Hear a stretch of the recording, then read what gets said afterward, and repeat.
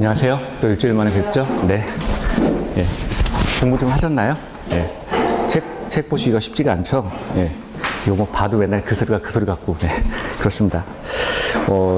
자, 오늘 이제 할 거는요, 오늘 기반시설 들어갈 건데, 일단 교재는 76페이지부터 오늘 진행을 할 거예요. 76페이지가, 네. 76페이지가 맞는데, 그거 하기 전에 지난 시간에 했던 거 잠깐 또 한번 리뷰 한번 해보고 하죠. 자, 리뷰 먼저 하고, 그 다음에 오늘 OX 이렇게 풀도록 하겠습니다. 오늘 이제 국계법 마지막 시간이에요. 국계법 마지막 시간이고요. 총 이제 40문제 가운데 12문제 나온다 그랬죠. 그래서 오늘 이제 국계법 이제 안녕입니다. 오늘 국계법 졸업하고요. 다음부터 도시개발법 이제 나가도록 하죠. 자.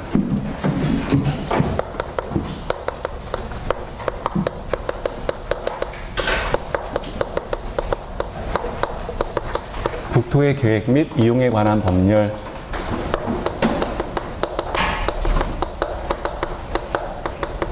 해서 우리가 여태까지 이렇게 좀 고생을 많이 했었습니다. 제일 어려워요. 지금 공법 가운데 이제 첫 번째 나오는 법인데 가장 어려운 법이었고 12문제 출제되고요. 그러니까 12문제 출제되는 거니까 30% 차지하는 거죠. 30%. 근데 실제 공부량은 30%가 넘어요. 그래서 시험 문제는 30% 출제가 되는데 실제 공부하시다 보면 한 반절 정도 되는 것 같습니다. 반절 정도. 나머지 뭐 뒤에 가면은 이제 오늘 지금 처음 오신 분들이 계시니까 뒤에 나오는 뭐 농지법이나 이런 것들은 사실 한두 시간 정도만 공부하시면 되는 분량이에요. 그리고 그런 것들은 뭐 출제가 한 2문제 정도 되니까 하나는 버리고 하나만 맞는 방법으로 그렇게 가시면 되는데 이거는 우리가 웬만하면 그래도 다 12문제 가운데 한 8개 이상은 맞추시고 들어가셔야 돼요. 자, 그러면 이제 한번 우리가 뭘 했는지 이제 우리는 이어서 뼈대 세우는 작업, 이제 뼈대를 외우는 게 좀 중요한데요. 이제 지난 시간에 했던 거 한번 천천히 한번 다시 한번 보죠. 자, 시험하고는 관계없지만 일단 국토기본법이라는 법에서요. 국토기본법에서 국토 종합계획이라는 걸 수립을 합니다. 이건 뭐 시험하고 상관없어요. 시험에 안 나오는 거예요. 시험에 안 나오는 거예요. 자, 국토종합계획이라는 걸 수립하게 되는데 이 국가에서는 이 국토종합계획을 기본으로 해서 도시군 기본계획을 수립하게 되죠. 도시군 기본계획이라는 걸 이제 수립을 하게 됩니다. 도시군 기본계획이라는 걸 수립을 하게 돼요. 그러면 도대체 도시가 어디냐라고 해서 그러니까 도시에 관한 기본계획이 도시군 기본계획인데 도대체 어디가 도시냐? 우리 국토는 이제 여기서 국계법에서 국토를 총 6개로 나누었었죠. 6개로 나눴어요. 그래서 도시군 기본계획에서의 수립 대상 지역이 어디였죠? 이제 그걸 생각해 보시면 되는 거죠. 자, 특별시가 있었고요. 광역시가 있었죠. 그리고 특별자치시가 그렇죠. 특별자치시가 있었고요. 특별자치도가 있었습니다. 그리고 시 또는 군 해가지고 이렇게 총 6가지가 있었다는 거예요. 그래서 도시군 기본계획이다라고 하는 것은 특별시 자체에 대한 계획, 광역시 자체에 대한 계획, 특별자치 자체에 대한 계획, 특별자치도 자체에 대한 계획, 시 자체에 대한 계획, 군 자체에 대한 계획 해서 주로 원래는 그 특별시 안에 어떤 계획, 광역시 안에 어떤 계획, 특별자치직 안에 어떤 계획들, 그래서 기본적인 도시 안에 계획들을 세우는 것이 도시군 기본계획이었어요. 이 도시군 기본계획이라고 하는 것은 장기 발전 방향을 제시하는 계획이었죠. 장기 발전 방향을 제시한다라고 했습니다.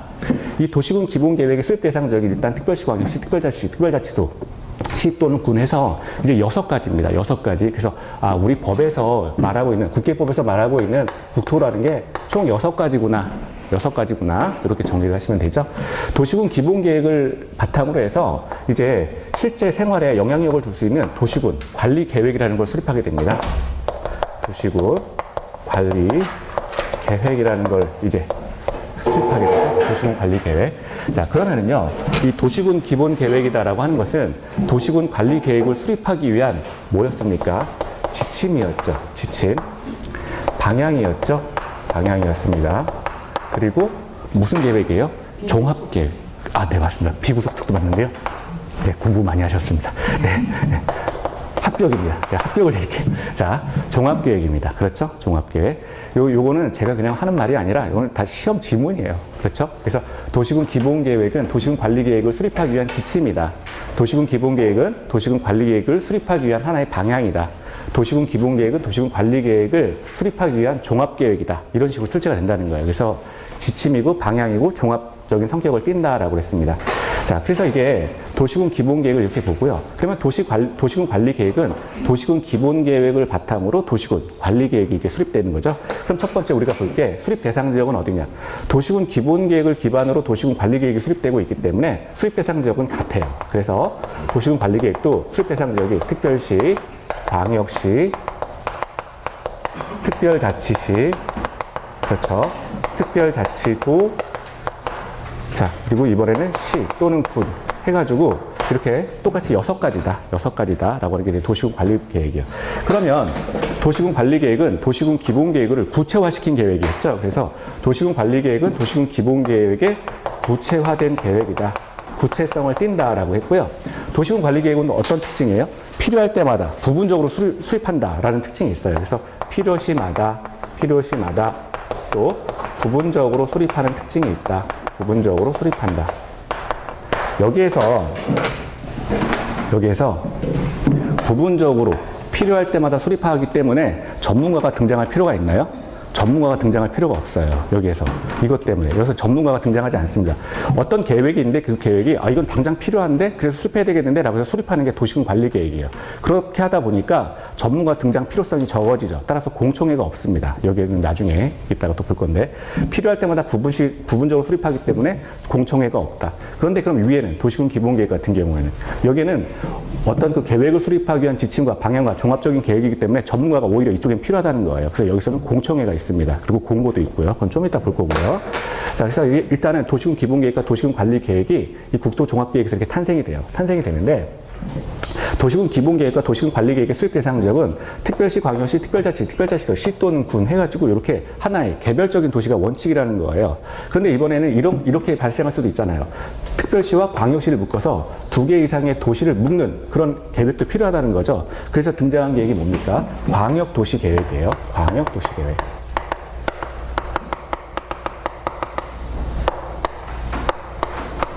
광역도시계획이 이렇게 등장을 하게 됩니다. 광역도시계획은 뭐라고요? 이렇게 국토를 지금 우리가 6개로 나눠서 봤는데 이 2가지는 원칙적인 모습이 개별적인 도시에 대한 계획들이었고 2개 이상의 도시를 묶는 계획이 필요했다는 거죠.